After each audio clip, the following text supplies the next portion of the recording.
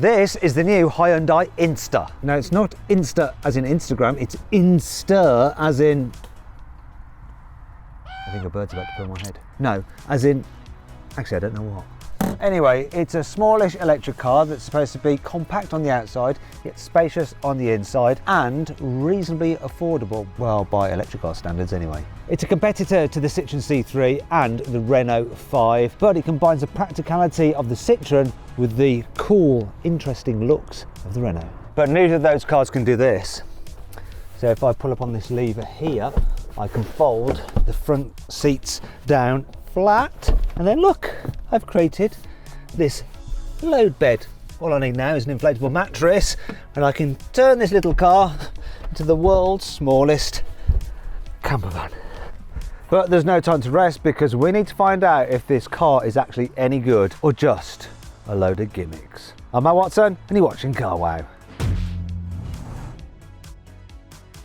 The Inster is quite a distinctive looking car. Unfortunately, the one I have here is in black. It looks way more interesting in any other colour. Look at this. See what I mean? Now here at the front, it's quite unique. So turn the headlights on so you can see the headlights. There's your daytime running lights. There's your main headlamp. So you might be wondering what the heck these bits are for. So put on the hazard lights. It's the indicators and hazard lights. It's interesting. You can turn those off now. So you might also be wondering what this is. Is it like part of the ADAS radar system? No, look, it is in fact the charging port cover. I'm not sure whether I like it there. Other than that though, it's quite a cute looking car, isn't it? Do you know what, from the side, I'm getting vibes of the Suzuki Ignis, just slightly more inflated. Speaking of which, you have these bulbous wheel arches, which I kind of like. I'm less keen on the fact that the entry-level version just comes with 15-inch alloy wheels. Then the next level up, the 2, which this car is, then jumps to 17-inch alloys. These are much nicer, and they're diamond cut as well. Now, the entry-level car doesn't have the roof bars. You'll need the 2 if you want these, and they suit the car.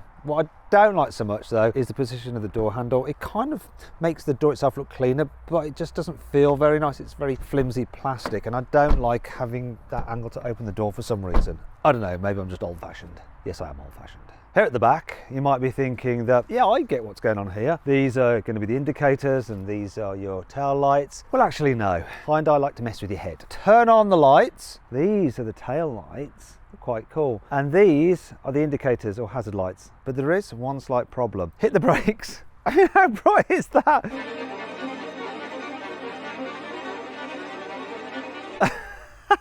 People behind will have no doubt that you are slowing down. In fact, it might scare them with that. Now, one thing I should point out is depending on which version of the Inster you go for, you can have slightly different bumper design. So this being the 2 has this bumper design, but there's a range-topping version called the Cross, which has a more rugged look to it. Now, in terms of pricing, the entry-level Inster starts from £23,500. This level 2 with the larger battery and bigger motor is around £27,000, and the very range-topping car will cost from just under £30,000. However, at the moment you can save an average of £500 off the Inster, even though it's brand new through Carwow. Now you can actually save £1,000 off a Citroen C3, which makes that car more affordable. So, does this feel more expensive on the inside? Let's find out. In some ways, there's a hint of the 1990s about this car. I don't know if it's just the extensive use of brittle plastics and the way some things look. Just no damping on that.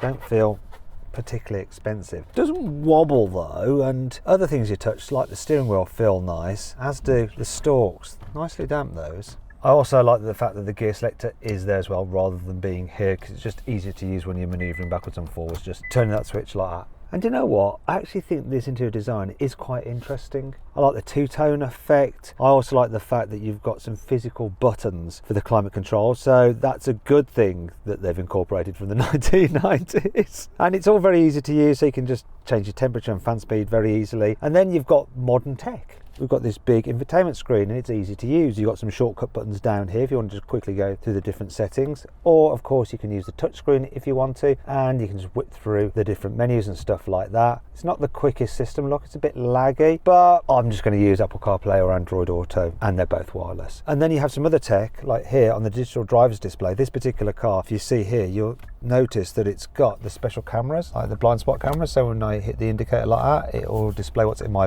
blind spot. And I have to say, look at this. The surround view cameras fitted to this car are such high def. Look, it's like they've got the screen from the very latest Samsung phones. Really, really good. Come on, Let's do the full 360 and have a look around it.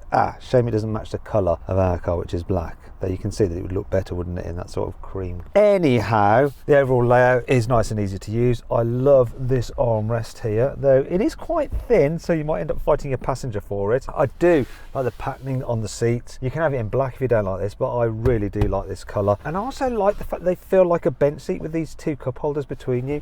And the cup holders here can hold larger bottles, such as that. Oh, well, there's an issue.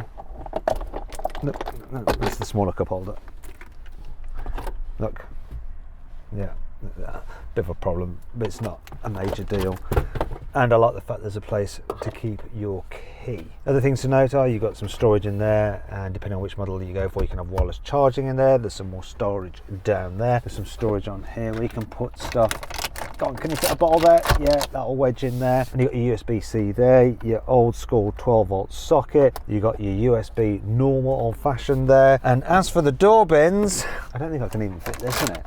Maybe I can. No, look, those door bins are rather pointless. Another thing I've noticed is this. This car has among the loudest electric windows of anything I've ever driven.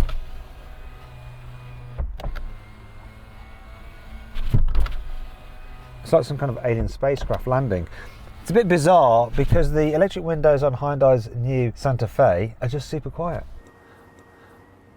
So they can do it if they want to. Now this particular car has the optional sunroof, which you'll only get on the range topping version of this vehicle. And look, you can open it, which is always nice. Another option fitted to this particular car is the 240 power outlet there, which is handy if you want to plug your microwave into the car. What's less nice are these things like just dangling from the headlining. These are all your sensors and stuff like that, but they could have like covered them up in some kind of pod. Also, this has got to be the widest rearview mirror I have ever seen. Look how wide that is. But it does give you a good view out the back window, so I shouldn't really complain. Also, these are some of the biggest sun visors I've ever seen, and one of the biggest vanity mirrors. Where's the light? It's there. Don't worry, when you put it up like that, automatically flicks the switch off. I can't complain about the seating position either, so there's plenty of adjustment in it. I love the way this part moves as well, and there's enough adjustment in the steering wheel. Where are you? There. Speaking of which, a lot of your functions are controlled here through the steering wheel, like so you can just slide through all your different menus, and so on and so forth, and your different screens on there and on there, and you've got your cruise control system on there as well. It's standard on every single model, plus your drive mode is there. And while you have 4 different modes which can alter the car's throttle response, really most of the time you're just going to drive it in normal. That's how I'm going to drive it. No point bothering with the others. Maybe snow if it's snowing, because it will just kind of help you get moving in low grip conditions. Anyway, while it feels nice and spacious here in the front, what is this car like in the back seats? Unfortunately, space in the back of the Inster is rather tight. Look, knee room is even worse than in the Renault 5. And if you want to see my 4-in-depth video review of that car, then click on the pop-out banner up there or scan the QR code on screen now using your mobile phone if you're watching on a smart TV. Actually, I'm joking, because watch this. Hell yeah. And then this.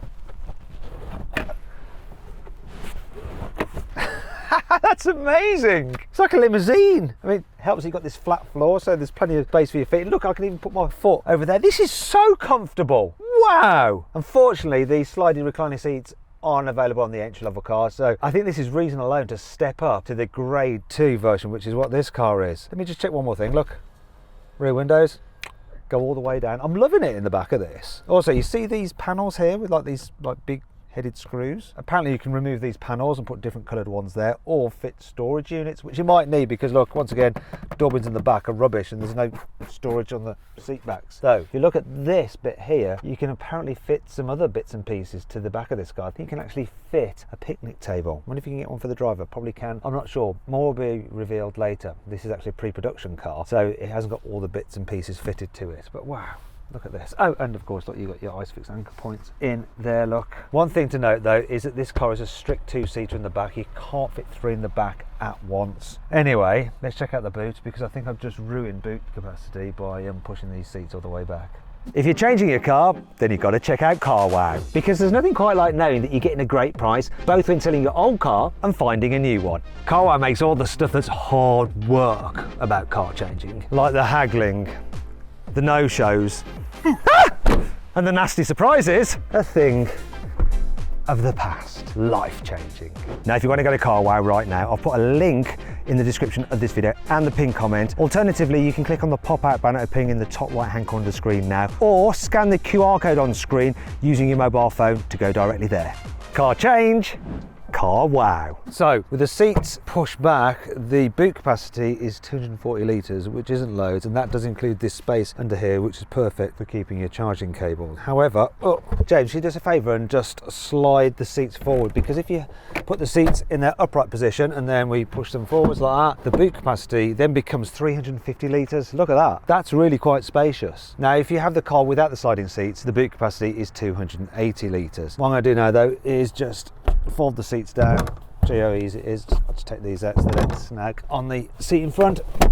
Snap them into place, and look, then we have a nice flat low bay, and you can see that you have these little covers here which hide that little gap there, so when you're pushing things to the front they don't slide down there. Also, probably notice there's not much of a load lip either, so it's quite practical. But is there some more storage up front? After all, this is an electric car. Let's have a look. Oh no, there is no storage space under there. Anyway, that does bring me on to the different motor and battery choices available on this car. So rather than me tell you, here's some graphics to do the work for me. Now, if you're thinking about buying a Hyundai Inster, I've actually saved you the time of deciding which is the best motor, trim, battery choice to go for. And I've configured one through CarWow. And if you want to see what that model is and the saving through CarWow, then just click on the pop-out banner appearing in the top right-hand corner of the screen, or scan the QR code on screen now using your mobile phone if you're watching on a smart TV. Let's take it for a drive. First thing I'm noticing while driving this car is the fact that you get a little bit of wind noise from this, and over rougher surfaces you do notice some tyre noise as well. Maybe it could do with a little bit more sound insulation. Like even on this slightly smoother surface, I'm still getting quite a bit of road noise. It's not terrible by any stretch of the imagination, it's just there. In terms of the suspension, it sort of has a nice softy feel to it, but occasionally when you hit some kind of like rougher bumps in the road and stuff like that, or smaller imperfections, you can feel it just like jiggle a bit. I think that's because at the rear it has quite an unsophisticated torsion beam suspension rather than an independent setup. That means that some of the jolts do get transmitted through into the cabin a little bit more, so you feel them through your bottom. But other than that, my bottom is fine in this car. The seats are quite nice, they don't really hug you, but they're comfy to sit on. Visibility is good. Beautiful view forward, huge windscreen, relatively low dash, square corners to the car. View out the back window is good as well, huge door mirrors. These create a bit of a blind spot, but it's not terrible. And when you look out over your shoulder, the back windows are big, but there is a blind spot in the rear quarters of the car, so when you're pulling out like filter junctions, they do block your view somewhat, which is a shame. Doesn't matter though if you have the top of the range car, because then you have this feature here where when you put the indicator on you can see in your blind spot, so that's a reason to get the top spec car. The other models don't have that. It's a great feature, to tell you the truth. Tell you what's also a great feature, Hyundai know how to make an electric car efficient. This vehicle is supposed to do around 220 or so miles on a full charge. This one is actually averaging 3.9 miles per kilowatt hour. And then when I do the maths, that means on a full battery, because you've got 49 kilowatt hour battery on this car, you're going to get about 190 or so miles, which is about 86% of the claimed range, which is actually pretty impressive. Tell you what's also impressive, the cruise control. So I've got the automatic cruise control on, it's going to steer to keep me in lane, it'll keep me a safe distance to the car in front, and I don't really have to do anything, it'll just do it all for me. Look. Got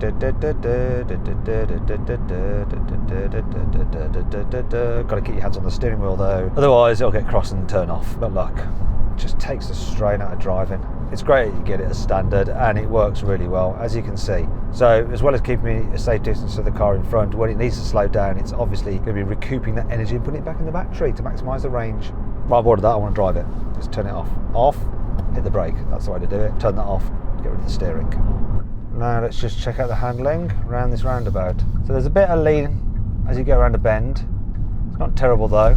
And when you put your foot down coming out of the bend, you notice there's enough performance for you to lose your walkie-talkie.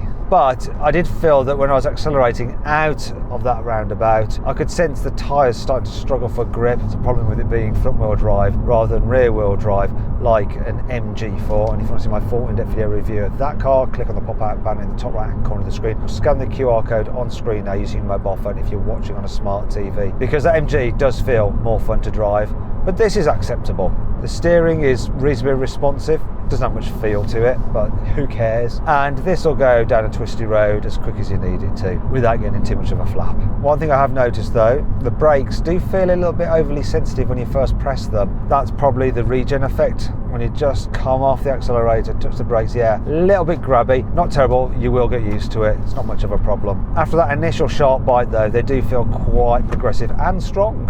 And of course, if you want to, you can use that one pedal drive, and it really does slow the car quite considerably when you just lift off the accelerator. So I'm going to do that now to go into this turning. Look, I'm not going to touch the brakes at all. That's all regen effect. And now as I'm going slowly, I'm actually appreciating the really light steering, which makes it very easy to drive this at slower speeds. I do wish more car manufacturers would use one pedal drive. It just gives you so much more control. Speaking of which, I'm going to do a U-turn. So the turning circle on this car is 10.6 meters, which is the same as a Citroen EC3. Now I've got a car behind me. Let's see if I can cause chaos. I'm not going to make it around here. Oh, I'm going to go up the curb. Right, I'm not going to go up the curb. I'm going to just have to reverse. There we go. Gosh, those cameras are insanely good. Now on this particular surface, the road noise isn't as bad. I'm just getting the wind whistle from here now. I wish all our roads were like this. Fortunately, they're not. But overall, I think this is a very easy, relaxing car to drive. Just goes about its business. Inobtrusive. It's easy. It's relaxing. That's all you need. So I'm going to go into auto regen mode. So if I get too close to the car in front, it will increase the regen effect. But then as I drop back, it will go into coast mode. And so that's really good, allowing the car to maximize its efficiency, even if you tend to drive a little bit poorly and inconsistently. There we go. Look, once again, getting too close to the car in front. I'm lifting off. It's going to manage the regen. And as I drop back, it's going to go more towards coast. There we go. Once again, why don't all other electric cars have this feature? It just makes so much sense. There we go, look, car's turning in, auto regenning now. Perfect. I am going to follow it. Will it bring it to a complete stop? Oh yes. Look at that. Does the job. So then, what's my final verdict on the new Hyundai Inster? Should avoid it, consider it, shortlist it, or just go right ahead and buy it?